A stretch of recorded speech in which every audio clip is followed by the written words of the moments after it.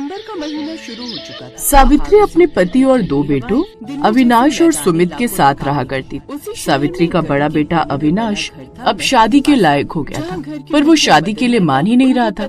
बस इसी चिंता में सावित्री हमेशा परेशान रहा करती थी। ऐसे ही एक दिन जब सावित्री अपने दोनों बेटों और पति के साथ बैठकर खाना खा रही थी, तभी वो अपने पति से कहती है, सुनिए जी, हमारे अविनाश की उम्र निकली जा रही है, लेकिन ये नालायक है कि शादी करने को तैयार ही नहीं। अब आप ही अपने बेटे को कुछ समझाइए, मैं तो इसे समझा समझा कर थक गई हूँ। अरे भाग्यवान, अब इसमें मैं क्या समझाऊं? अविनाश अब खुद बड़ा हो गया, उसे अपने फैसले लेने का पूरा हक है। अगर वो चाहता है कि अभी शादी नहीं करनी है तो रहने दो ना, क्यों उस पर दबाव डाल रही हो? हाँ, तो इसका मतलब ये हुआ कि मैं तुम तीनों की नौकरानी बनी रहूं और बुढ़ापे में भी बस काम ही करती रहूं। अरे मेरी भी उम्र हो रही है, मुझे भी बहू का सुख चाहिए। ठंड बढ़ रही है और इस बढ़ती ठंड में मुझसे ऊपर वाली खुली रसोई में खाना नहीं बनता, लेकिन आप लोगों को मेरी कोई परवाह नहीं है। अब मेरी एक बात कान खोल कर सुन लो, जब तक इस घर में बहू नहीं आ जाती तब तक ना तो मैं खाना बनाऊंगी और ना ही खुद खाना खाऊंगी। इतना बोलकर सावित्री खाना वहीं छोड़कर गुस्से में अपने कमरे में चली जाती है। डाइनिंग टेबल पर बैठे तीनों बाप बेटे एक दूसरे की शक्ल देखने लगते हैं। भैया, घर का मिजाज बहुत गर्म है। मैं तो कहता हूँ जैसा मम्मी बोल रही है वैसा ही कर लो। चुपचाप मम्मी की पसंद की लड़की से शादी कर लो, वरना आने वाले समय में हम लोगों को खाना नसीब नहीं होगा। एक पल को मम्मी पापा पर तरस खा लेंगी, लेकिन हम लोगों पर नहीं। सुमित की बात सुनकर उसके पिता और बड़ा भाई अविनाश दोनों ही हंसने लगते हैं। इसके बाद सभी लोग खाना खाकर अपने अपने कमरे में चले जाते हैं। अगली सुबह जब सभी लोग ऑफिस जाने के लिए तैयार होकर नाश्ते का इंतजार करते हैं, तो देखते हैं कि सावित्री ने अब तक कुछ भी नहीं बनाया है। ये देख सुमित बोलता है, लो भाई, हो गया कल्याण। जिस चीज का डर था वही हुआ। माँ ने कहा था कि वो खाना नहीं बनाएंगी और देखो उन्होंने सच में नहीं बनाया। लगता है अब तो भूखे पेट ही ऑफिस जाना पड़ेगा। सुमित की बात सुनकर अविनाश कुछ नहीं बोलता और चुपचाप ऑफिस के लिए निकल जाता है। अपने दोनों बच्चों को सुबह सुबह भूखे पेट ऑफिस जाता देख सावित्री का पति ये सब देखकर बुरी तरह भड़क गया। उसने देखा कि उसके दोनों बेटे ऑफिस के लिए निकल रहे हैं और उनके चेहरे उतरे हुए हैं। वो सीधे सावित्री के पास पहुंचा और चिल्लाने लगा। अपने पति की ऐसी बातें सुनकर सावित्री का गुस्सा 7वें आसमान पर पहुंच जाता है। हाँ, तो मैं क्या करूं? मैंने साफ कह दिया था कि जब तक इस घर में बहू नहीं आएगी मैं खाना नहीं बनाऊंगी।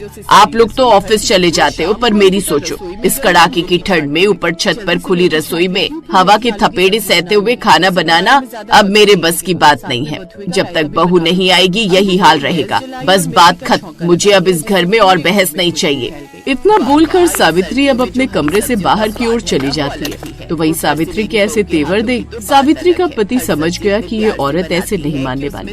उन्होंने ऑफिस पहुंचकर अविनाश को फोन लगाया और उसे सारी बात बताई। अविनाश भी घर के रोज रोज के तमाशों से तंग आ गया था, इसलिए उसने शादी के लिए हाँ कर दी। अब जब सभी लोग रात के टाइम घर पर आते हैं तो अविनाश सभी के लिए बाहर से खाना लेकर आता है और इस तरह जब सभी लोग बैठकर खाना खा रहे होते हैं। अरे वाह, ये तो बहुत अच्छी बात है। सच में ये सुनकर बहुत खुशी हो रही है कि मेरा बेटा मेरी तकलीफ समझ रहा है। अगले ही दिन वो लोग आरती के घर पहुंचे। आरती बहुत सीधी सादी और घरेलू लड़की थी। रिश्ता पक्का हो गया और महीने भर में ही आरती शादी करके घर आ गई। सावित्री को लगा कि अब तो उसकी मौज हो गई। आरती बेचारी नई नई आई थी। सुबह 6 बजे ही सावित्री उसके कमरे में पहुंच गई और जोर जोर से दरवाजा पीटने लगी। बहू, ओ आरती बहू, उठ जाओ जल्दी, सूरज निकल आया है। जाओ ऊपर रसोई में और सबके लिए बढ़िया सा नाश्ता बनाओ। अविनाश को ऑफिस जाना है। जी माँ जी, अभी आती हूँ मैं। जी माँ जी, मैं अभी जाती हूँ। पर माँ जी, रसोई ऊपर छत पर है। हाँ बहू, ऊपर ही है। बहुत खुली और हवादार है, तुम्हें बहुत अच्छा लगेगा। जल्दी जाओ। आरती जैसे ही ऊपर पहुंची उसकी हालत खराब हो गई। कोहरा इतना घना था कि हाथ को हाथ नहीं सूझ रहा था। ठंडी हवाएं हड्डियों तक को कपा रही थी। आरती ने जैसे तैसे आग जलाई। ये देख आरती खुद से कहती है, हाय रब्बा, इतनी ठंड में यहाँ खाना बनाना तो सजा जैसा है। माँ जी खुद तो नीचे बैठी है और मुझे यहाँ भेज दिया।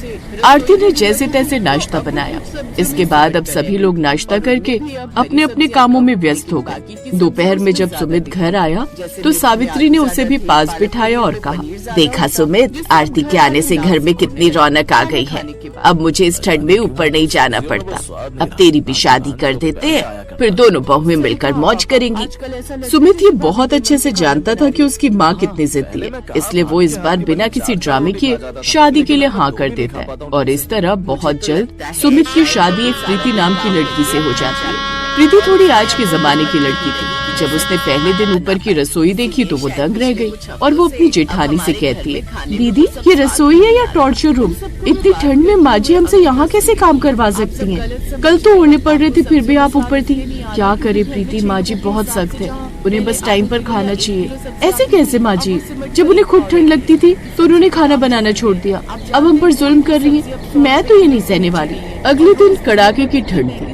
आरती और प्रीति दोनों ऊपर रसोई में थी। प्रीति का हाथ ठंड की वजह से सुन्न हो गया था और गर्म तवे से टच हो गया। दीदी मेरा हाथ जल गया, अब बहुत हो गया।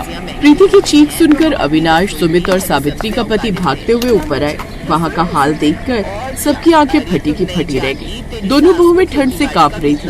प्रीति रो रही थी और उसकी वजह से पूरा फर्श गीला था। क्या हालत हो गई है? माँ ने अपनी सुविधा के लिए इन्हें इस नर्क में झोंक दिया। माँ ये बहुत गलत है। अगर आपको ठंड लगती थी तो इन्हें भी लगती है। क्या ये आपकी बहुएं नहीं है? सावित्री भी पीछे खड़ी थी। उसने जब अपनी दोनों बहुओं को ठंड में ठिठुरते और प्रीति को दर्द में देखा तो उसे अपनी वही बात याद आई जो उसने अपने पति से कही थी। उसे एहसास हुआ कि उसने अनजाने में अपनी बहुओं के साथ बहुत बुरा किया है। मुझे माफ कर दो बच्चों, मैं अपने आराम के चक्कर में ये भूल गई थी कि तुम दोनों भी किसी की बेटियां हो।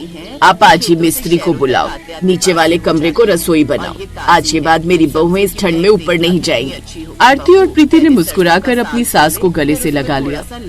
सावित्री ने खुद रसोई नीचे शिफ्ट करवाई और उस दिन से घर में असली खुशी आई। अब दो बहुओं की ठंड में खुली रसोई की परेशानी हमेशा के लिए खत्म हो गई थी। शाम को अपनी रसोई से हरी भरी सब्जियां तोड़ती है और उसका साग